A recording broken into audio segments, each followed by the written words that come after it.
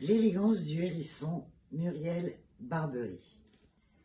Je m'appelle Renée, j'ai 54 ans et je suis la concierge du 7 rue de Grenelle, un immeuble bourgeois. Je suis veuve, petite, laide, grassouillette. J'ai des oignons aux pieds et, à en croire certains matins auto-incommodants, une haleine de mammouth.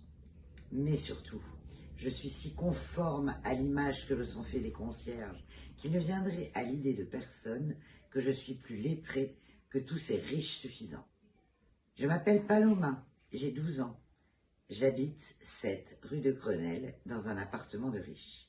Mais depuis très longtemps, je sais que la destination finale, c'est le bocal à poisson, la vacuité et l'ineptie de l'existence adulte. Comment est-ce que je le sais?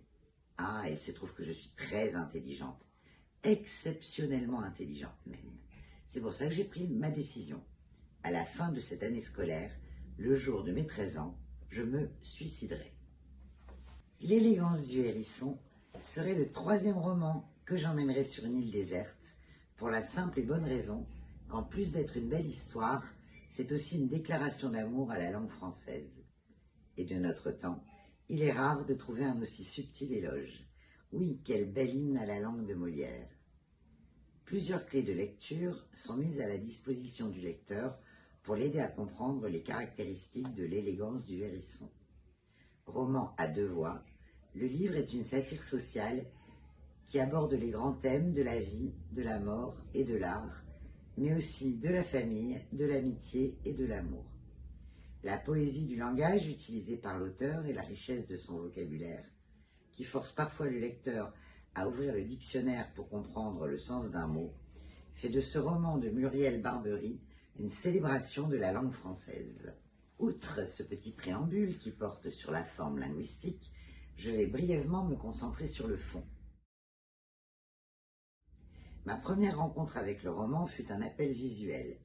Le manuscrit était exposé sur un comptoir, entouré de la célèbre banderole qui annonce un joli prix décerné, grand, blanc, avec le magnifique titre « L'élégance du hérisson ».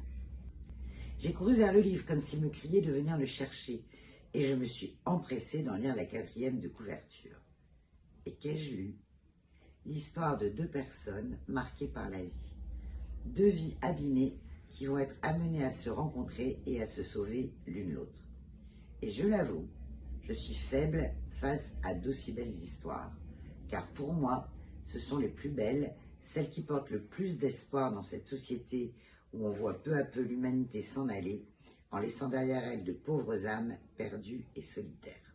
Madame Michel, elle a l'élégance du hérisson. À l'extérieur, elle est bardée de piquant, une vraie forteresse.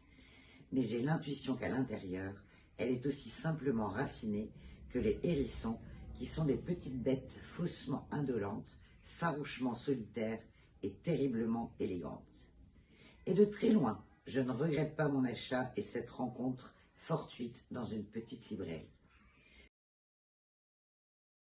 Je ne pourrais expliquer en détail ce que ce livre m'a fait ressentir, ce qu'il m'a apporté, mais je peux dire qu'il est émouvant, qu'il partage des émotions fortes à travers ses pages.